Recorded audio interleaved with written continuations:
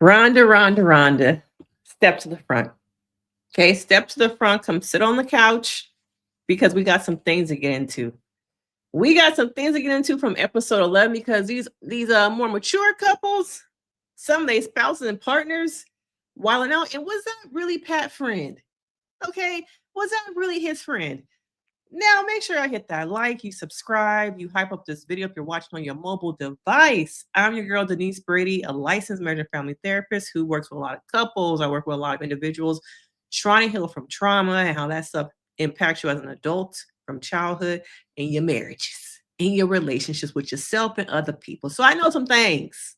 I know some things. Okay, I've been in the game for quite some time. I've seen a lot of things. Okay, a lot of things. Let me breathe because I don't want to read her too much. Okay, I don't want to read her too much. Now we are 15 days away from decision day. We start with the couple still at the retreats. Brittany's still in her feelings, of course, because like I said before, there is not enough time for her to just sit with herself and really decompress, process, because we got to film. Okay, we got to film. This is a TV show. And we're going to get into that factor in a little bit. But they're sitting around playing games. The producers are y'all the same producers. Y'all can't be the same producers from Lifetime, right? Because they did the same little thing. Okay, retreat, little game, try and start some drama. It didn't work. Okay, it really didn't work with these people because I think that they're a little bit more bonded than the last cast we saw, and then also in previous seasons. I get the vibe that these people, I don't know, it's something about them that's different this season. They just seem more friendly. They seem like they're invested in the relationships. And they also just seem like they like each other. Not just in the couplings, not that part, as people. Okay. They seem like they like one another as people and probably will develop friendships outside of this whole experience. It's like they're bonded. Okay. Let me know if y'all have picked up on that too. But the vibe between everyone is just a lot different than we've seen in past seasons. So I think this whole game thing of who do you think has had the more spicy partners, it being Jalen, didn't hit the same as it would have if these people don't like each other. Okay. Not only that, I still think there's a little bit of context missing, a little bit of the after party, which would have gave us more insight to this 2-minute scene that I'm sure had more drama in it. Okay. But I think looking at these couples who are very much bonded, I wish Pat and Rhonda had attended. But Rhonda got a whole plan. Okay. Her and her assistant, they had a family excursion to go to. Okay, they had a family excursion to go to. So we see the couples like kind of the end of the retreat. They drive home, and then we see Rhonda and Pat. Okay, we see Rhonda and Pat. I'm gonna get to Brittany and Will in their conversation when I get to them. Rhonda. This is not the Rhonda show. This is a marriage. This is a relationship. But how can you have a we when the I is so big? How can you have a we in marriage when the I is so big? The I in the trauma is bigger than the we. There could never be a we, a us in this relationship.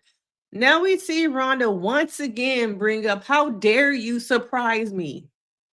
How dare you not check with my schedule and think that I want to go out with you and your mama? Who? I wish we have seen a little bit, seen her at, we haven't seen her at all. I wish we had seen him, with his mom. But then a part of me is like, okay, maybe she's not in the best, condition to be on camera and things like that. But I don't think we're seeing a lot of Pat's life. And I don't think that's really fair. We're seeing so much of Pat's, we're seeing so much of Rhonda's, the Rhonda show. What about Pat? Don't he got kids? Don't he got a life? Can we see more about him? But once again, this is the Rhonda show. Rhonda has a life that is more aesthetically good for the camera. So we're seeing more of her. But I wish we could see more of Pat's life. Okay, now she's bringing up, you didn't check with me. Our calendars, we need to sync up our calendars. If you would only check with me before surprising me, you would know I'm too busy to go on a surprise date, basically. Okay. You need to check in, sir. Okay. Just like the child I'm treating you like you are. You need to check in with me before you want to surprise me, before you want to make me feel liked and loved. Make sure you check with me first. Okay. It's almost like he always has to cater to her needs. This is a situation where I'm giving, giving, giving. I see the potential in the relationship, the marriage from Pat's side. I see all that. But me giving, giving is at the cost of what to myself, especially when that shit becomes weaponized. She weaponizes him trying to just be a husband because he needs to be a child, just like her grandkids on that blanket. I want to say something, but I know it's not PC, so I'm gonna keep that in the tabs. But she needs to be open, and she's not. And like I have said, Rhonda wanted an assistant, a yes man who will come over, lay it down, and go back home. Because I don't think that you really understand. Of course, you've been single for 25 years. Your kids also say, Mama, you a piece of work. I wish we could have had the cameras in her while they were doing the retreat. We saw a little phone thing that she recorded herself from her perspective. Okay, subjective things. But I wish cameras could have been there because I want to see what it's like with Mama Rhonda. Okay, because we seeing Mama Rhonda with her husband, but them kids, do they really F with you? That's what I want to know. Okay, she is the quintessential critical mother. Pat is married to a critical mother. Nothing he does will ever be good enough. Okay. At times, I feel like the dynamic reminded me a little bit of KB and Edmund from Love is Blind. Not all the way, but there are some things I see similar. The criticalness, him always apologizing. Where are the nice things? Where are the nice things you could say about Pat? Where were the nice things about Edmund? Okay. We don't see it. Okay. There's a lot of weaponization of trying to be the partner you want me to be. So I'm like, oh, I see it. I see the correlation. Okay. And then we get to this scene,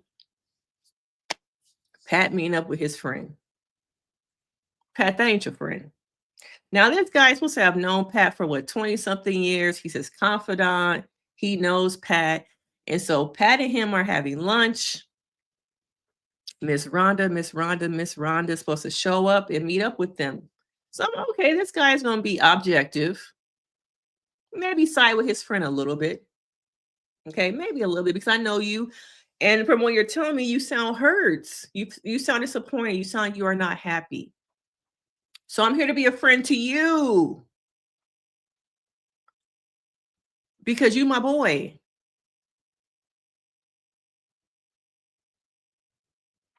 It did not give that. So Pat's having a conversation with his friend about things he's trying to do with Rhonda and how it's missing the mark. And I'm like, okay, you're talking about, you're processing it, you're being heard. Rhonda shows up. And once again, it becomes the Rhonda show. Okay, it becomes the Rhonda show. Rhonda, of course, is like, he's doing all these things wrong about my father. My stepfather's been in the hospital with pneumonia, similar to what happened to my father. And I try and talk to him about it. And it's just like, he's aloof. He makes it about himself.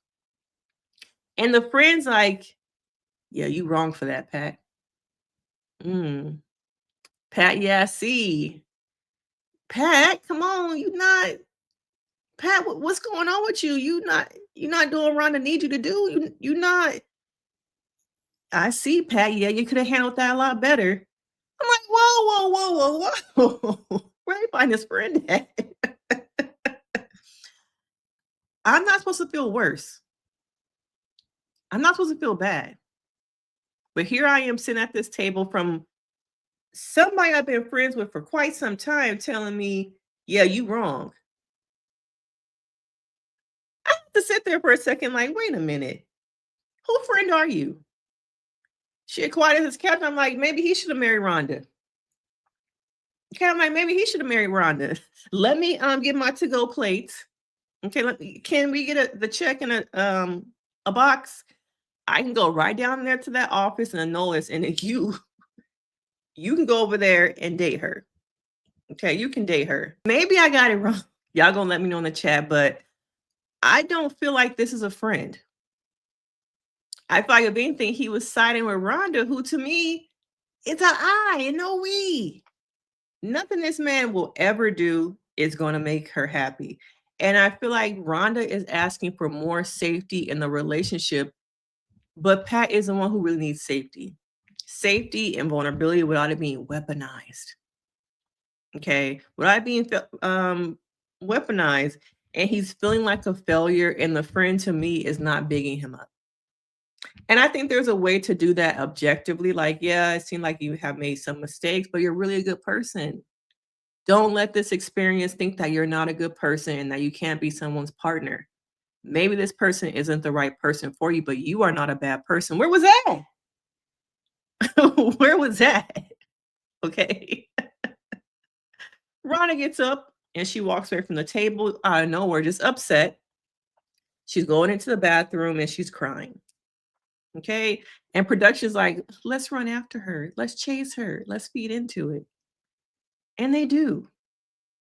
And they're like, are you okay? What's going on? And he just doesn't get it. Okay. He just doesn't get it. Mhm. The friend calls BS on Pat struggling. Once again, are you really my friend? Okay. Are you really my friend? No. No. And the one aspect of Pat's personal life, this is what we get. This is really what we get. This guy. Rhonda, girl, you wasn't ready. Okay. I think after being by yourself for 25 years, I think it would have been better for you to start off with a relationship than a marriage. But then again, I feel like people go on this show because they don't want to do the work. I think Megan was one of those people coming on the show and didn't want to do the work. I'll get to her in a second. But people go on this show because they want the fast track to a marriage. And they don't want to do the work.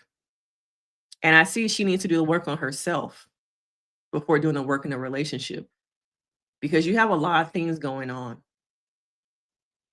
All that trauma, all that abandonment trauma, all the lashing out of fear of you abandoning me, fear of me losing another person, fear of me getting attached, and then this doesn't work out. All that abandonment trauma is at the forefront. This is what happens when you have unresolved trauma, abandonment wounds from parents, and you don't work on it. You go through life with that abandonment at the forefront. Nobody can break through that cement wall that says abandonment across it. They might try and nick at it. They might try and punch it, but their knuckles gonna be beat up. Just like Pat. Them knuckles are beat up. Okay. Pat needs to take his ass home to his mama, continue caretaking for her, and forget this ever happened. Because the trauma he's going to be left with after this is not, it's not good. Okay, it's not good. I have to be in the mindset to be able to caregive, to be able to spend these last years, whatever that amount of time is with my mother, because she needs more help. I don't want to be having to deal with more trauma coming from my last marriages. Okay, because once again, Pat can't be seen. And I wonder if it's the same thing in those other relationships that he's been to or been in. All right. Now, I also want to get into Belinda and Chad. Belinda and Chad, y'all. Is he love bombing her? Does he have a drinking problem? There's a lot we're not seeing. There's a lot we're not seeing. And for the most part, at the beginning, I'm like, oh, they're compatible. Nothing really going on. It's because we're not seeing a lot. And I'm not sure if we're not seeing a lot because he's refusing to film or if they're not really focused on them. But there's some shit going on. He has a short fuse, and I'm just like, oh, we seeing like why this is marriage number 4. Okay. I say all that, but I also see the other side of it. Y'all know I'm gonna be objective on these things. I see a person who never, I don't want to say never signed up for this because you did. Reality TV is not for everybody. Being on camera, the scheduling of it. Oh, can you say that one more time? Oh, can you kiss her one more time? We need a little bit. Can you change your tone? Having to say things 4 or 5 times so we can slice it together.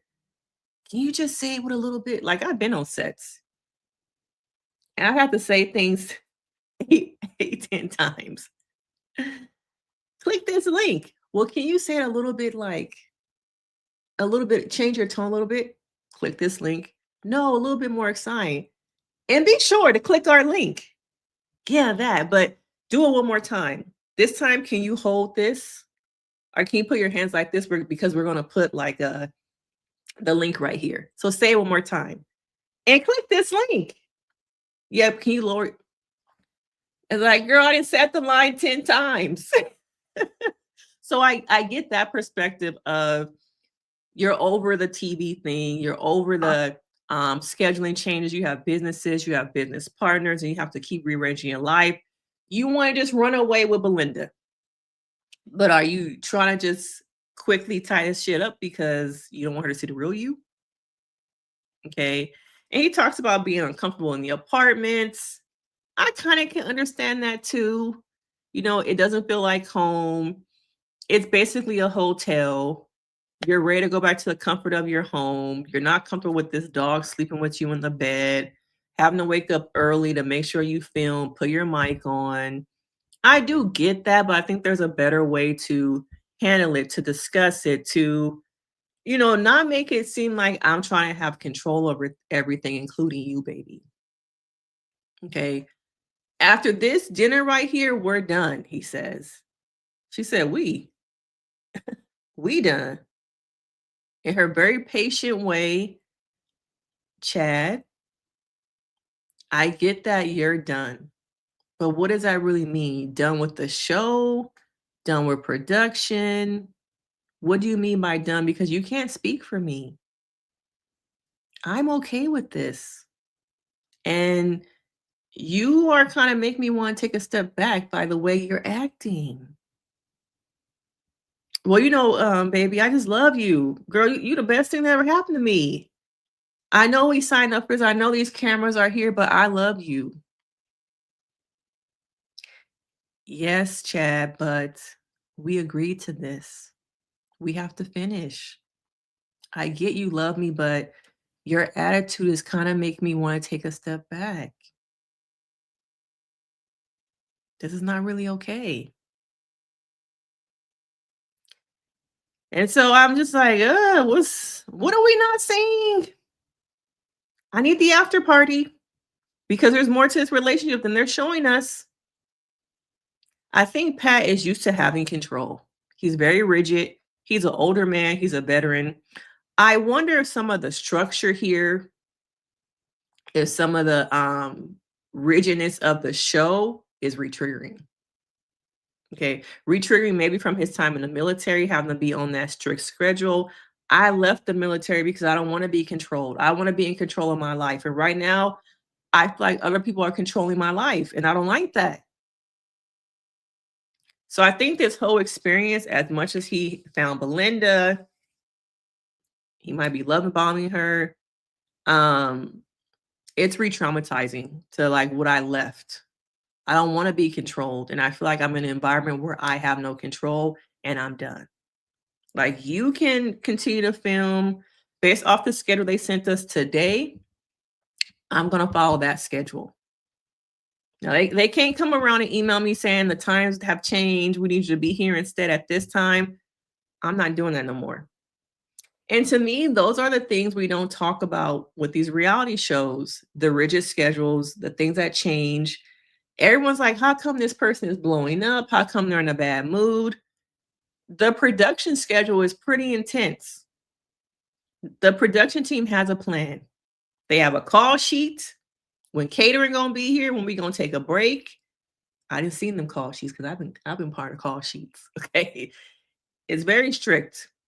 We have to stay on time. We have to stay on budget. Even when I'm getting dressed, getting my makeup redone. Hey girl, we see you in the makeup artist. Y'all having a good time over here. But in the politest ways too. It's never like so far for me, it has not been a mean way. But how much longer till you done with her makeup? Because we kind of need her on set. Okay. And then we're shooting a scene. Oh, how much more time y'all need to shoot this scene? Because we're kind of we're already behind by an hour and a half. Okay, we kind of have to wrap before sunset. So those are things nobody talks about. And I think not Pat, I think Chad is fed up. But I do think that he has some anger issues, some control things. I think that Belinda brings out those other qualities in him, but is it her job? And seeing these things so soon, is it too soon? Is it too soon? All right. And then we get to this other part about him lying, this lying text. He says that he feels like production is trying to pull Jalen and Josh apart. He says that to Belinda. And that's why he doesn't want to film anymore. I'm trying to remember exactly the context of this text. And so I think he brought the text to Belinda saying, yeah, I feel like, I was texting Josh, and Josh also feels like production is trying to break them apart. That was some manipulation right there. I'm going to call a thing a thing. I feel like my perspective is he said that to get her to quit.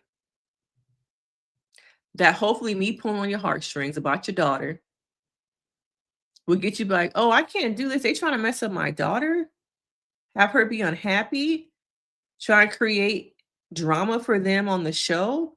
Yeah, we're going to quit. It didn't work. Okay, because Belinda and Jalen talked.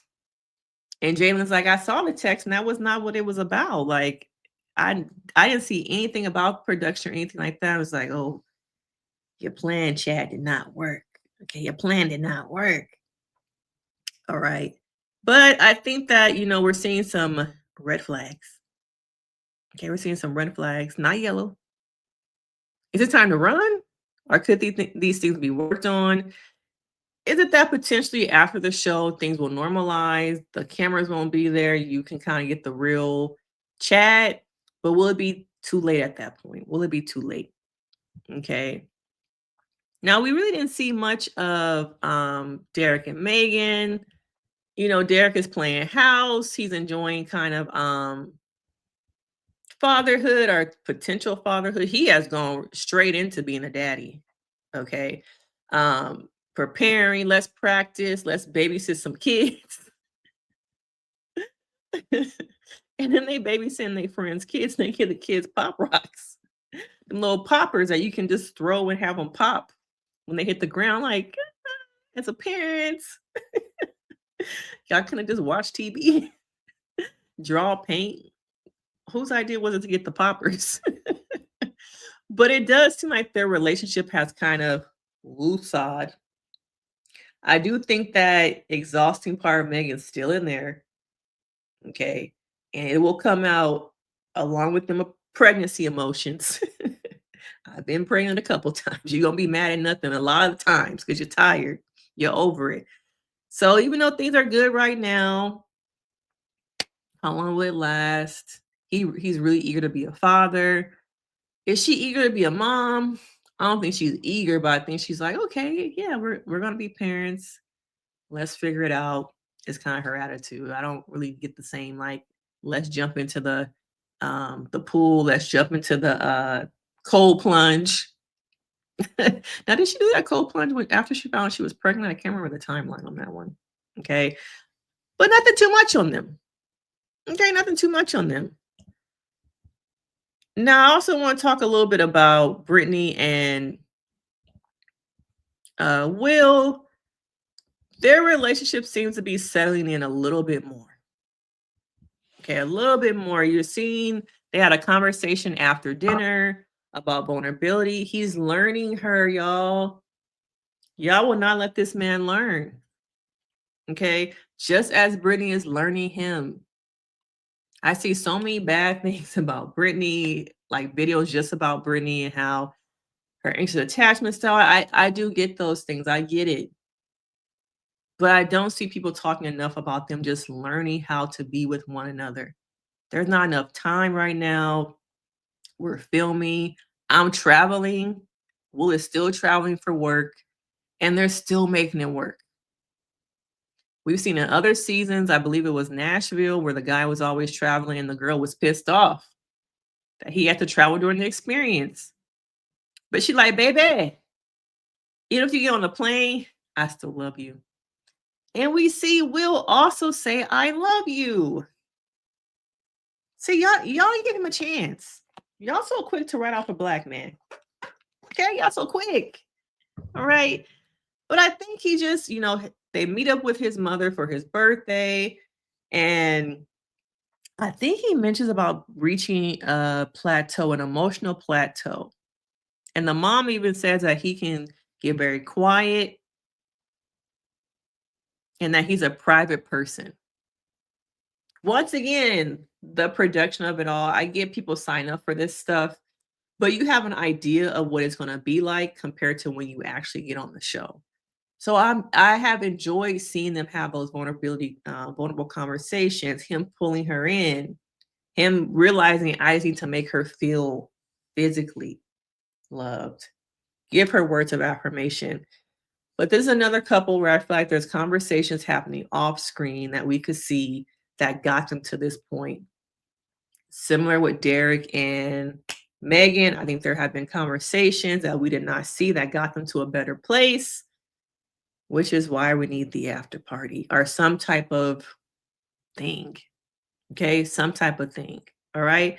But he says, I love you. It was a cute little scene. They got on camera, them sneak cameras in the corner of the apartment. All right. Now, I guess the last couple I'm gonna kind of get to once again, though, I'm kind of still wondering where his daddy is. Okay, because that he didn't you didn't get the good example of emotional intelligence. That fatherly relationship is missing. Okay. They didn't really talk about Jalen and Josh that much. The whole texting thing between Chad and Josh was brought up. But I want y'all to see that Jalen ain't it. As much as y'all are focused on Josh, I've been saying that about Jalen the whole time. Okay. She wants things her way. She kind of fake. But y'all want to hear that right now. Okay. Y'all want to hear that right now. She kind of fake. But I still need to watch episode 12 because I feel like there's some things that y'all want me to talk about from episode 12, but I haven't watched it yet. Um, Anything else I really want to talk about? No, I think that where the experts at? Where the experts at? We need them experts. Okay. It's not that many episodes left. We got 12, 13. I don't remember what the next week I think we're gonna get 2 episodes. I'm happy they only did 2 episodes this time because it's like, damn, these episodes are long. And then I have to review them. So thank y'all for giving just 2 episodes. But I need the experts. I need the experts. Bring back Keisha. Bring back the after party. I need more context because we're moving along and the couples are progressing in positive, some of them in positive ways. But there's a gap. How did y'all get there? How did Will get to I love you? And we see the confessional. How did Chad get to the point where he is blowing up at production? Okay. Did we see Josh this episode? Oh, we saw him at the beginning at the retreat, but not really anything else. Okay, that's another thing. In these episodes, they're kind of not rushed, but they're trying to squeeze in so much that we miss some couples. Like we really didn't see Josh and Jalen too much this episode. I'm trying to remember, did we? And I just forgot. Oh, we did. We did see them because they meet up with his friends. See, these episodes so damn long. They meet up with his friends, and the one thing that actually came up about them, I think the friend asked, "What do y'all have in common?" And they couldn't think of nothing. Okay. It's only so long the poom poom can be a distraction. Okay. They have two different I don't want to say lifestyles, but habits, hobbies. On paper, like we've seen in the past, on paper, they seem like they can be really good together, but in reality, what else is there? What else is there? If y'all can't think of anything y'all have in common with friends in front of y'all, I don't know if it's gonna work. I feel like Jalen has checked out. Josh is still fully in because he just wants to be married. He wants to be loved. He also has some abandonment trauma. Okay. I think Jalen has trauma from her daddy that nobody wants to talk about. Oh, she looked more put together than him, but it's a facade, y'all. She got problems just like he do, but they're just not as loud. She's able to cover them up more. Okay, but I'm sure we're gonna get into that in the next episode. All right. But y'all ain't got nothing really in common. The honeymoon is over. You popped that cherry too quick. But these are just my thoughts on episode 11. I still need to go watch episode 12. But we're here. We're almost to the end. Okay, was it too soon, too quick? Do y'all miss the old format? Do y'all wish it was 6 or 7 months again? Okay, was it rushed? And where's the fandom? I don't feel like the fandom is there that much because people are like, I'm broke. Not even just being broke, but you don't want to add another streaming thing, okay? I got everything else. I'm not adding nothing else. Or I'm not adding nothing else. All right. But let me know your thoughts. I'm Denise Brady, and I will see you in the next one. Be sure to hit that like, subscribe, join the membership. It's only $1. And I'll see you next time.